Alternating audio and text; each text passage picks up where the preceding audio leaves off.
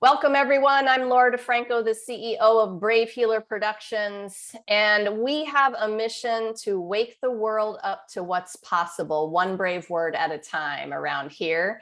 Here today to help me with that mission are some of the most amazing authors of a new book that we have coming out called Find Your Voice, Save Your Life 4. This is the fourth book in a series from lead author Diana Leader, and it is called Transcendent Men, Real Stories. Oh my goodness. Before I introduce these men to you today, I would like to say a huge thank you to Diana Leader and Scott Holmes. You guys put a stellar author cast together of incredible authors, experts, human beings who are really, they'll show you today what they stand for and that they're here to help you live an extraordinary life. Diana, we wouldn't be here without you. Thank you so much for the mission. You know, I remember when we were talking about this project months and months and months ago, and we were both excited about this being our very first all-male author cast. So you all are in for a treat. I have some incredible people with me today. DK Warinner is founder of the Center of Calmness. He supports executives and entrepreneurs with clarity and focus coaching and the DK method of stress and anxiety elimination. Jerry Friedman's life work is to contribute to the evolution of consciousness on planet Earth by supporting others and finding their own way to joy, fulfillment, and inner peace. Ken Shepardson is a techie, metalhead, quantum healer, medium, channel, and ethereal energetic engineer. All right, Ken, I get a trophy for reading that bio. Reverend Tomás Garza is an expert spiritual mentor who helps his clients discover and live their sacred purpose through a deep dive into their spirituality. Oh my goodness. All right, let's get going. DK, tell us about the amazing chapter that you wrote for this book. Well, first, Laura, I just wanted to thank you and thank the group here for just being a part of this wonderful initiative to share our combined messages. And I have a really strong belief in the synergy of multiple voices together. And so I'm really glad to join all of you in this. I wrote chapter 9, Finding My Center of Calmness, Personal Power to Think, Grow, and Lead. And my journey actually for that started all the way back when I was only age 2. So at 2 years old, I'm riding on the back of my dad's bike, and well, my dad's a human being, right? So he took a spill, and that loss of control and just something about the cosmic nature of that moment caused me to take on a really deep burden of anxiety, like a how would you say, a panic attack level of anxiety, really deep. And even though I was able to suppress that and I kind of did the normal, it's just in my head, it's no big deal. Well, it stuck with me. And even as I was able to achieve a lot of accomplishments in engineering and management and work my way up in a corporate environment, there was a moment where I reached some adversity and I got triggered by that, right? And that triggering caused a downward spiral in my career that eventually woke me up. And I said, okay, I've got to do something about this. And then I took the next step, which is that I can do something about this. And then I took the step after that, which is to figure out what to do about it. And what you see is in chapter 9. Okay, I'm going to back you up a little bit. You said eventually woke me up. Can you just expand there a tiny bit? What do you mean by that? Yeah, so I'm at that point, I'm working in a corporate environment, and I'm feeling very threatened. I'm actually fearing for my job in that environment. Not finding a lot of support. I'm in an unfamiliar place. I'd moved to a new location within a corporation that I really worked painstakingly to develop a reputation in. And now I'm stuck, right? Now I'm not seeing a way forward, and I'm feeling attacked, right? And so that is triggering all of these anxious memories, and I'm actually experiencing panic in the office, if that were even possible, right? And after a while, I got to the point where I just felt like, is this even worth continuing, right? I reached that point that a lot of folks reach, which is it's harder to take a step forward in life than it is just to totally give up on it, right? And it was that at that point I began to see that downward spiral. Really, I suppose that's a depressive spiral, right? Began to see that take shape. I'm like, I know what this is, and I can't deal with this, right? I've got to do something about it. And then just to add a key point from there, I found my way to the ocean. And there's just something something released in me. I didn't know anything about grounding, but I grounded that day. And for a moment I was free. And that's what gave me the hope that, okay, I can figure out my way through this. I can develop a method to get out of this down spiral and actually shift internally and find a place of inner peace again. Whether I'm going back into that same office and working, or whether I'm moving on, which is what I ended up doing, and finding new avenues and new pathways in my life. But either way, that was the moment in the ocean is what got me realizing, okay, there's potential here, and there's actually infinite potential here. The ocean, yes. Were you putting two and two together in terms of the old childhood trigger at that point, or not quite? Not yet. It was quite a journey to realize what the real strength of the, if you will, the strength of the panic really came from. I mean, I was an engineer. I was trained conventionally. I really had grown up in a family that didn't have a lot of experience into even natural medicine, let alone the quantum techniques and the inner peace work that all of us are into these days.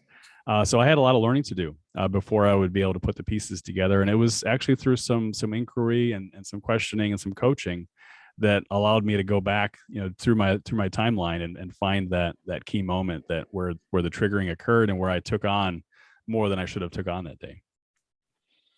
Thank you, DK. Thank you for being here. Thank all of you for being here, and not just for saying yes to this project, but for so beautifully putting down in words, your journey in a way that the reader could resonate and see themselves. You all give our readers permission to heal in some pretty amazing ways. I can't wait for everyone to read these chapters seriously. Jerry, you are next up. Tell us about your amazing chapter. Well, thank you, Diana, Laura, and I also want to for sure thank Diana and Scott for putting this book together. It's such an important book to get a group of men like this together, and it's almost like we all tell the same story from a different perspective, and it becomes a tapestry or a fabric that we weave with our individual stories to show, how we each have transcended our own challenges and become real men in this world. My chapter is chapter 5. The title is Becoming the Man That My Children Would Want to Know. And I chronicle my journey. I had a lot of depression as a child even, and as a young man. I numbed a lot with alcohol and drugs. And woke up one day. I was divorced, broke, and had 2 young children to support, and kind of looked in the mirror and said, this ain't working. Maybe I should try something different. And so I kind of, started my life over, went back to college. I'd never completed my undergrad, and really started getting my life together. And then a couple of years after that, through some circumstances out of my control, it became apparent that I was not going to be able to see my children for some period of time. And even though I did what I could to keep that from happening, it just became apparent that it was inevitable, and I just decided I had to let go, let them get on with their lives, get on with my life, and hope that one day we would be connected again.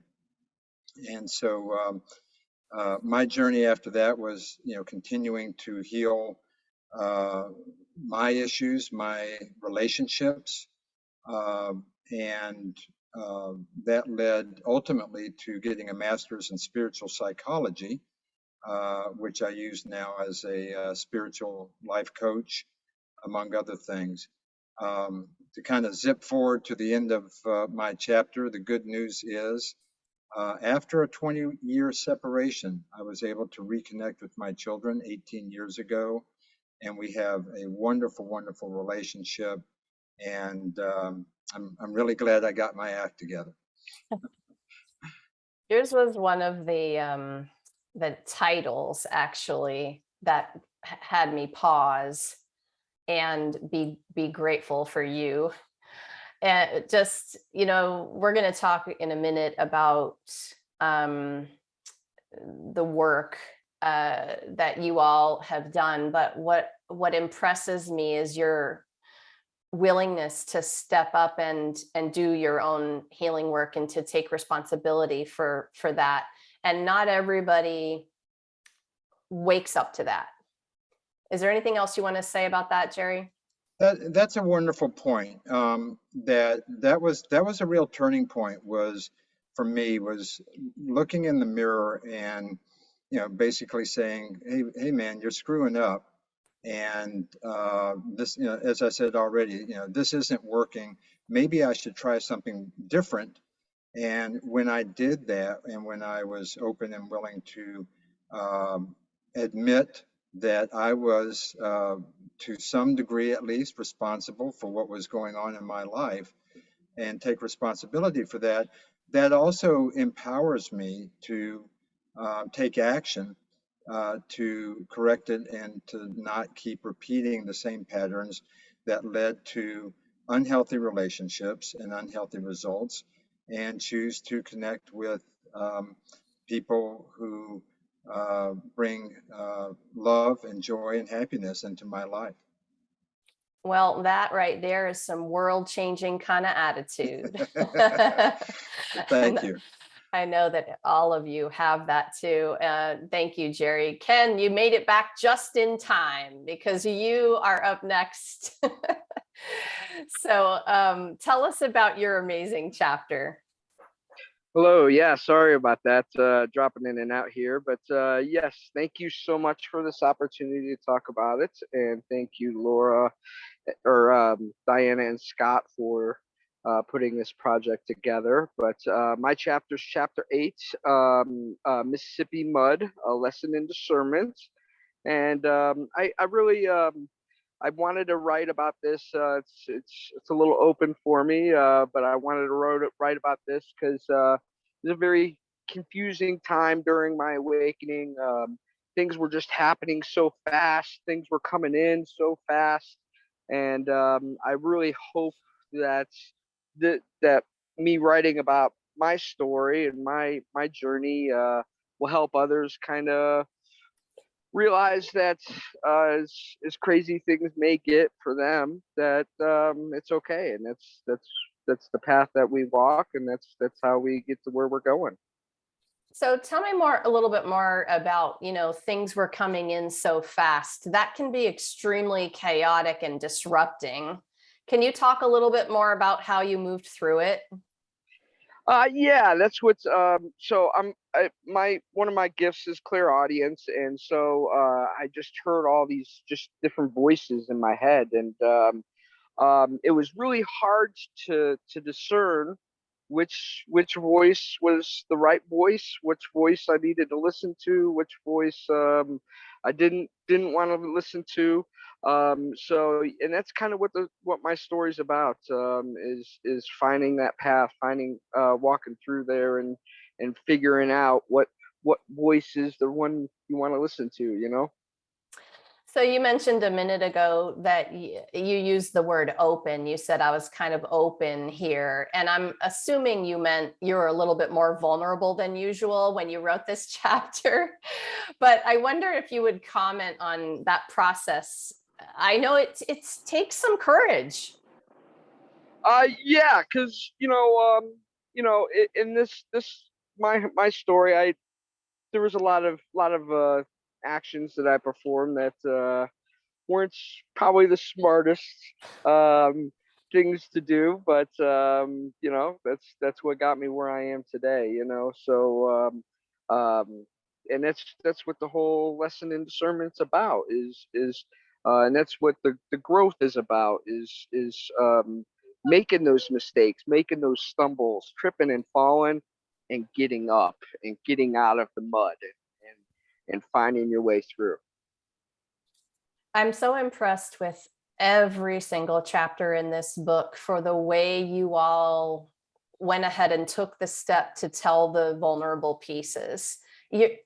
I mean, if you have doubted it at all, what I will tell you for sure is that there's going to be somebody who reads it, and you have, just by writing your story, given them full permission to be themselves in the world maybe for the first time ever. It's that big of potatoes for me here with this. And so, Ken, I think about that when I think about your story, and I'm just grateful to you for, for deciding to do it. Thank you. Yeah, that's what when Diana came across to me and asked me, I knew I had to do it. I knew it was something that was meant to be. Thank you, Ken. Thank Okay, you. Tomás, you are up. Tell us about your amazing chapter.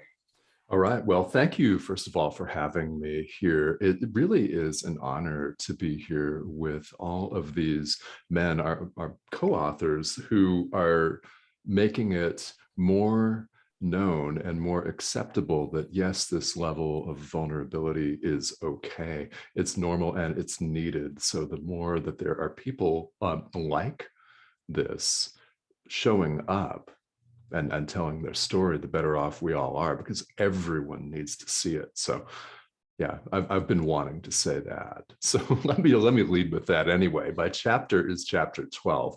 I'm the author of You Can Heal, a clear path to ditching the weight of obligation, which is a journey through my own healing of living someone else's life. That is the most summary way that I can put it, is waking up one day in my 40s and realizing that someone was living my life, but it was not me. It was someone else's obligations, someone else's inculcation, someone else's story.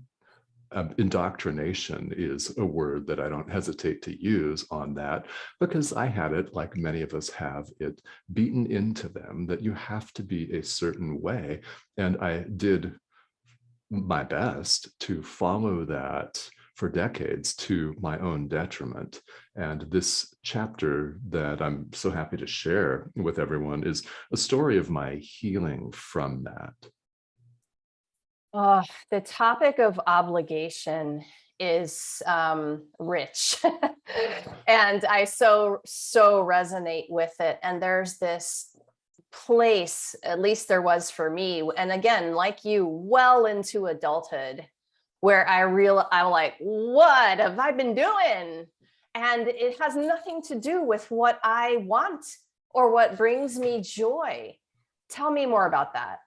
Yes, but the situation was I had been to law school. I'm a law school graduate, which I'm happy to share. I'm not a practicing attorney to my own deep satisfaction, I have to say.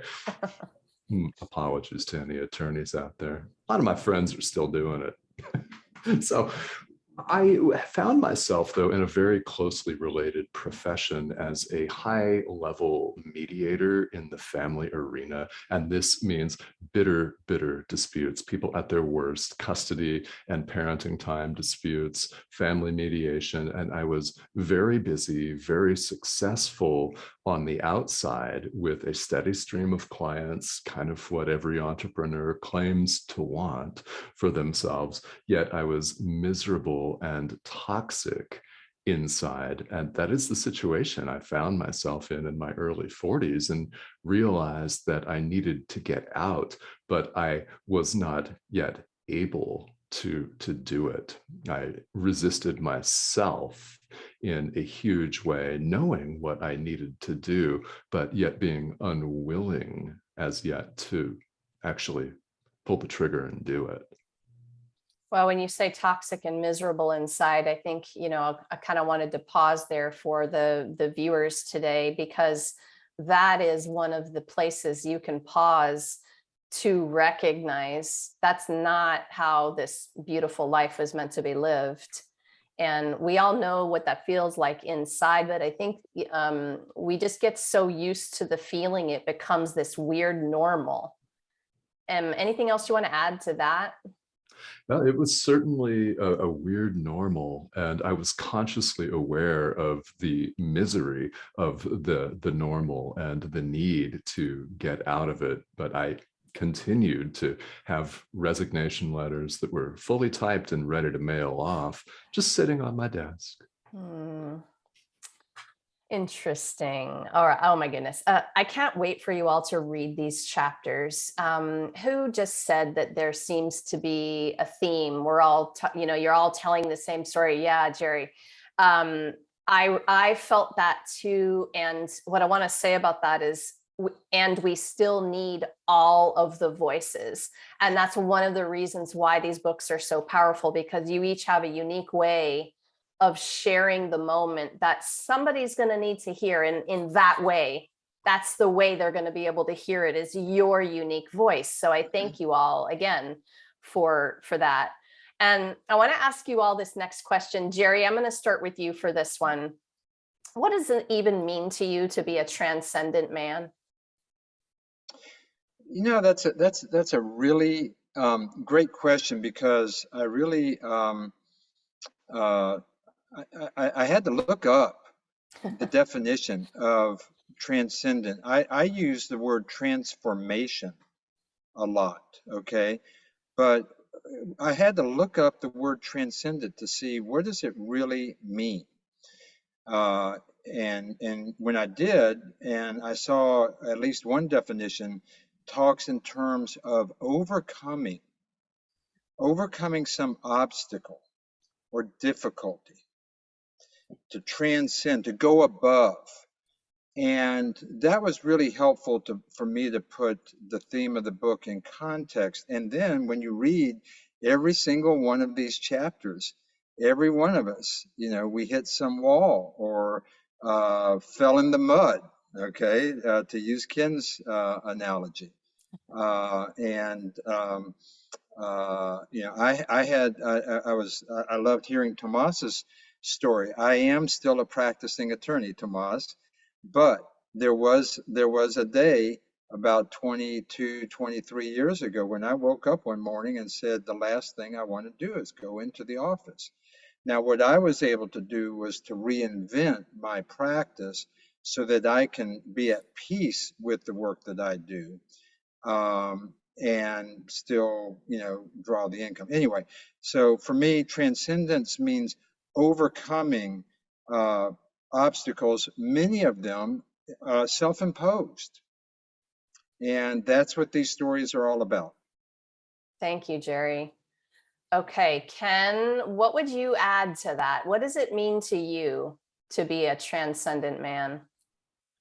Well, it's funny. I had to do the same thing Jerry did. I had to look it up, and to me, I like to think transcendence is being tapped in, being connected, being guided, being aware that there's more than life than what we know it. I love, to me, one of the better analogies is we only see at this much frequency, we only hear at this much frequency, but there's so much else being out there besides what's in this narrow band that we can hear and what we can see.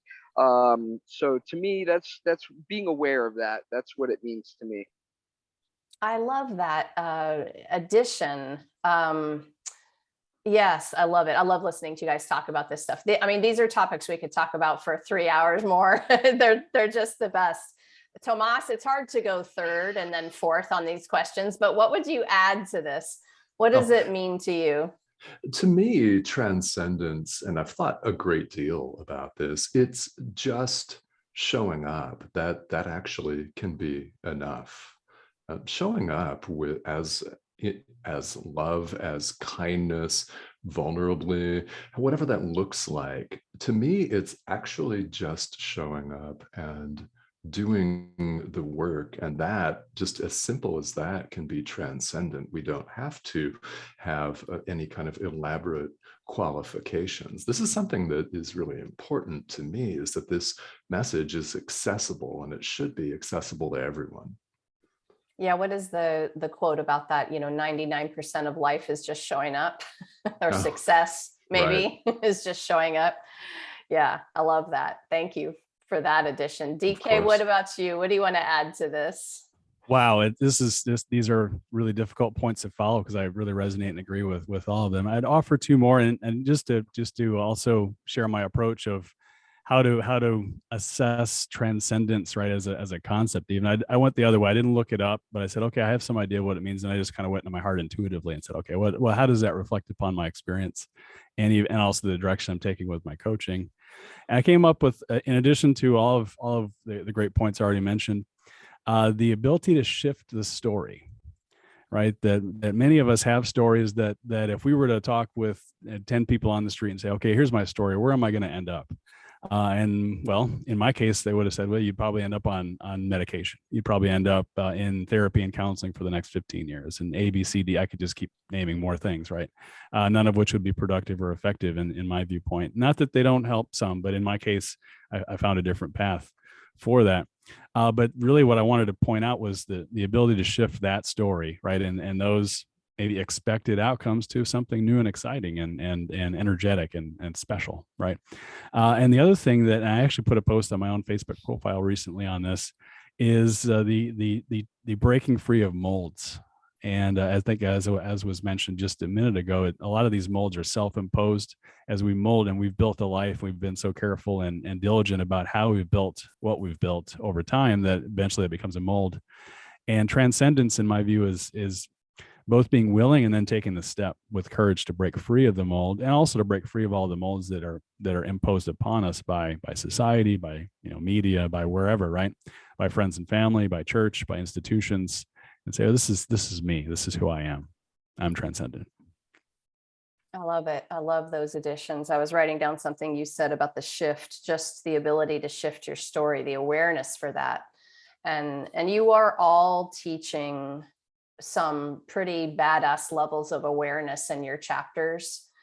I think awareness is everything. It's the reason we wake up to whatever we wake up to in the moments of it. And so certainly this book and really all of the Brave Healer titles are focused on holistic approaches. I loved reading all of your chapters in terms of the different ways, modalities, practices, and strategies, the coaching, the things you did and sought out to heal and just transform your lives. Ken, I want to hear from you first. Why holistic? Talk to our listeners. Why is this important? I think it's a really good question. I think going holistic is it's just a better way of living. Drink more water. Just I don't know. Yeah, it's better for your body, I guess. I don't know. That is definitely, that is definitely one way to look at it, better for your body. A while back, I was talking about this with somebody, and I come from a physical therapy background. And when we talked about holistic, we were talking about the entire body system from head to toe. We're fascial geeks, right? That connective tissue on the inside. So we were talking about the body and like why it was better for the body that a practitioner look at the whole system versus just a part. Right. And the literal three-dimensional connections of the body itself. So I got you. It's better for your body for sure. All of your bodies. Yeah, exactly. Tomás, how about you? Why holistic? To me, holistic means inclusive, because there's no power that any of us possess that other people don't also have.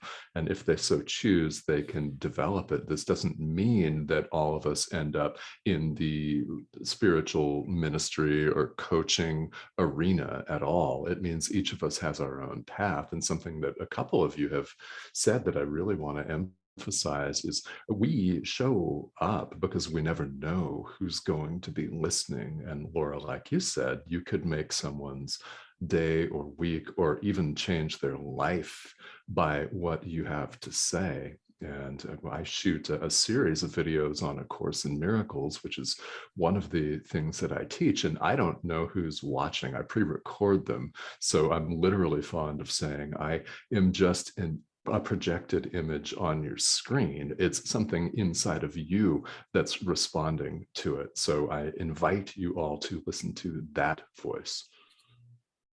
I love that. I was waiting for you to continue there. Yeah, just really nice to turn that table and say, ooh, what inside of me, where that's magical sometimes, you know, maybe not just sometimes, maybe all the time. DK, why holistic?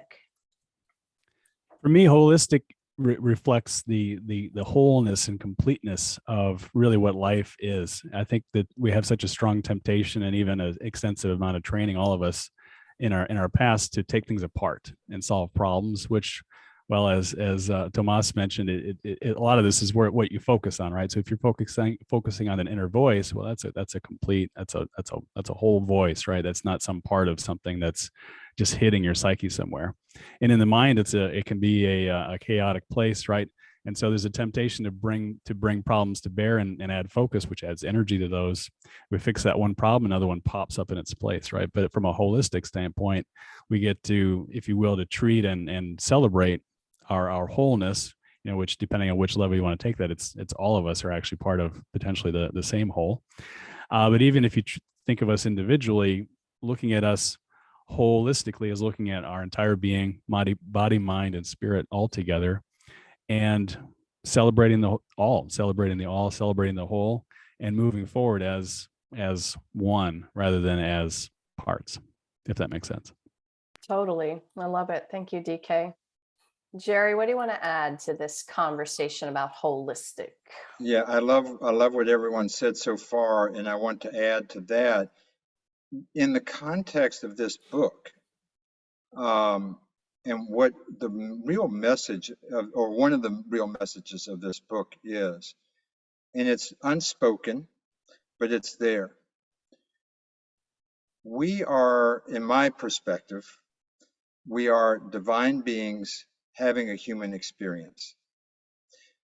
And so we inhabit a human body. Some of us are in a male body, some of us are in a female body. But if we're a holistic being, we have aspects of both the divine masculine and the divine feminine. As little boys, we were taught not to show and not to express that feminine side, it's part of us, and it's so important.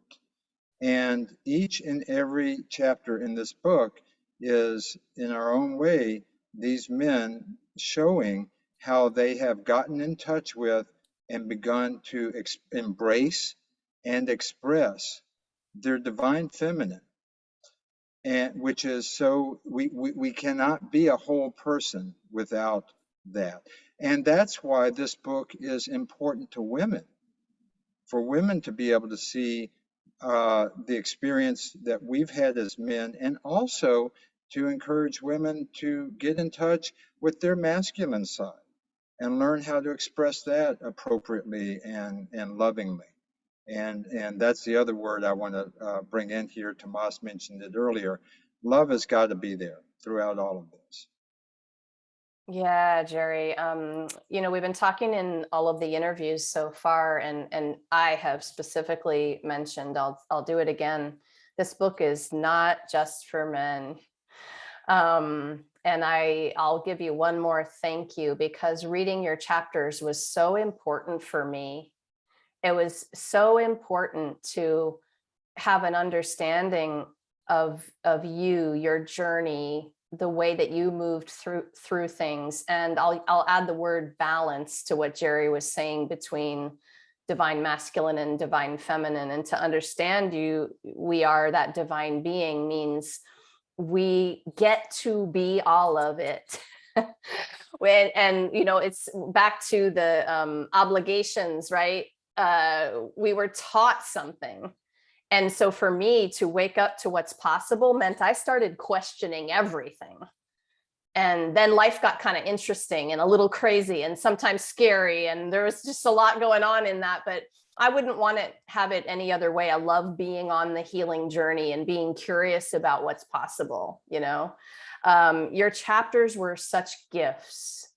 They really were, to me as a woman.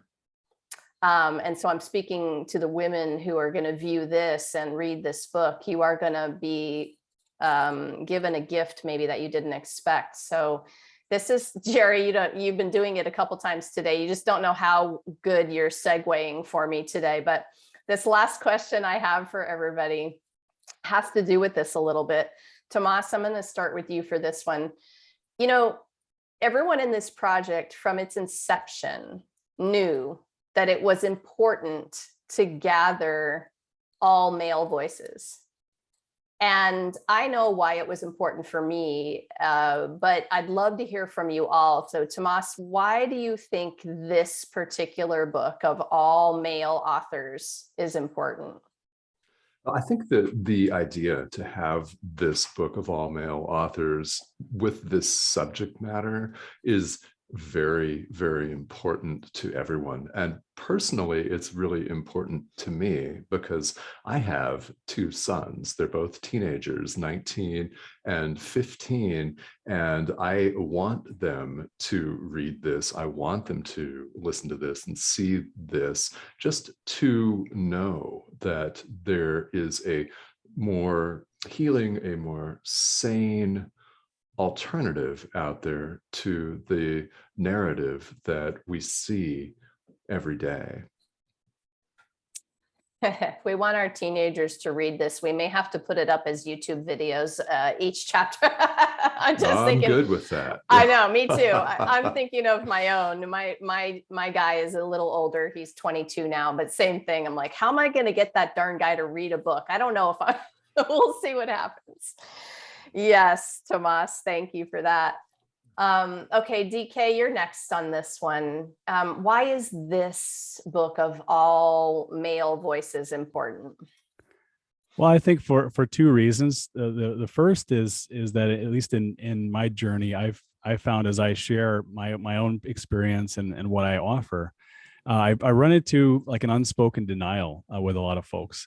As far as I don't need that, that's not for me. I don't have those issues. And even though it can be plainly obvious that the person standing in front of you actually does, they're just not ready to accept it yet. A book like this allows the reader to kind of open up these topics in a very non-threatening way in their own space, in their own place, and allow that inner voice to start speaking in resonance and response. And that brings up my second point, which is when you bring a lot of men together to write about this kind of thing, you get a tons of resonance because we have enough commonality that we're all on the same frequency, and we've all been running very similar journeys, but from different perspectives. And that comes together in a very powerful vibration that is being created by the publishing of this book. So I'm super excited again to be a part of this, and that's my view that there's power here when brought together like this. Oh my goodness, you said that so perfectly and beautifully. I have been trying to describe what happens when we get together like this for these, particularly these collaborative books. And thank you for summing that up. It's an alive energy. And it expands with the addition of all of us coming together to create it. It's been really phenomenal, profound process for me to move through these and publish them with you all. Okay, Jerry, how about you on this one? Why is this book important? Well, I think you were asking in the context of why an all men's book. You could have had a book on transcendence with men and women authors. As I mentioned in my chapter, I do men's work. I love working with men, in large part because I get to explore the questions that I have and the issues that I want to iron out on my own. There's something about just having a circle of men to open up and share and listen and support one another, that the conversation is very different and very deep than it would be if even one woman was present in the room. And I think that same energy, even though we weren't all sitting and talking and writing with one another, I think that same energy went into this book. And so we become leaders, we become way showers as men, saying this is good and it's important and it's worthy. And I love what Tomás said, that you know, it's important that our younger generation learns a new way of being men than what's been passed down from generation to generation. It's out of balance. It's not good for us as men. It's certainly not good for women. And so as a society, we need to heal these wounds so that we can move forward.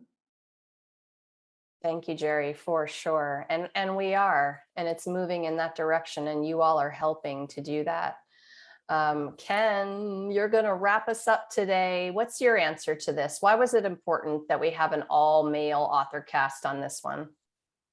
Well, you know, I think Jerry and DK definitely hit the nail right on the head. But one of the things during my awakening that I thought was really important is I felt I was alone. You know, and the more I reached out into like spiritual communities, it was a lot of female energy, and as us guys, we're maybe a little intimidated by that. So to me, it was important for an all male book, just so that way, if there's a guy out there that went through what I went through, hey bud, you're not alone. You know, we're here for you. We're here to help guide you. You're not the only one. It's you're not alone. That's to me the biggest thing. I love that, and I love finishing on that note, Ken. Thank you. You are not alone. You're not the only one going through the things you're going through. I have to chuckle about your particular answer. You know, physical therapy schools, class of 30, there were 8 men.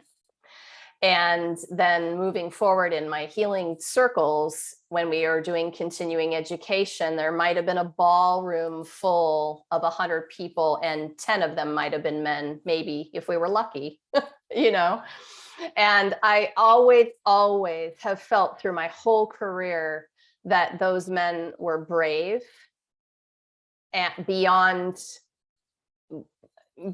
just super brave, and walking their walk and standing up tall inside of their worthiness every moment they walked into a room full of women, to be themselves, to be there for themselves, to be there for the other women in the room, just everything about it. I feel like you guys have done that throughout this entire project. And I honestly wish we were launching this tomorrow.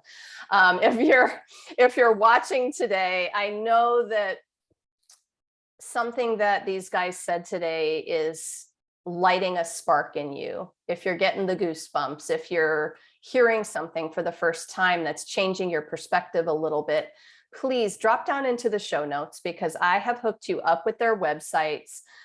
Go on down. They are very generously there for you to support, answer questions, connect with them. Okay. And I don't really know many other books where you can do that with the professionals and experts that we have. They're there for that.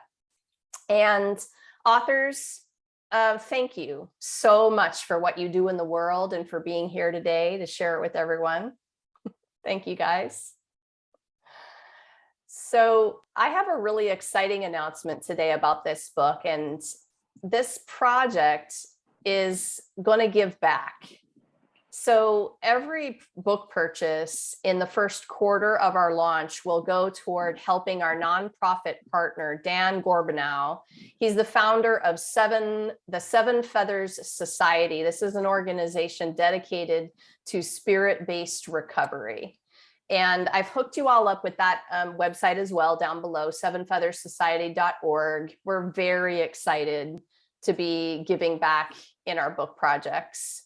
I want you all to remember to join us also for our live stream book launch party. It's going to be on August 5th, 12 noon Eastern. We're going to be with all of the Find Your Voice, Save Your Life 4 authors, Transcendent Men, Real Stories. You'll find us on the Brave Healer Productions Facebook page for that. And if you happen to be listening to this after that date, well, hop on over to Amazon, grab your copy. It's ready. Lastly, today, everybody, remember, Your words change the world when you're brave enough to share them. So it's time to be brave. See you next time, everyone. Bye, guys. Bye. Thank you.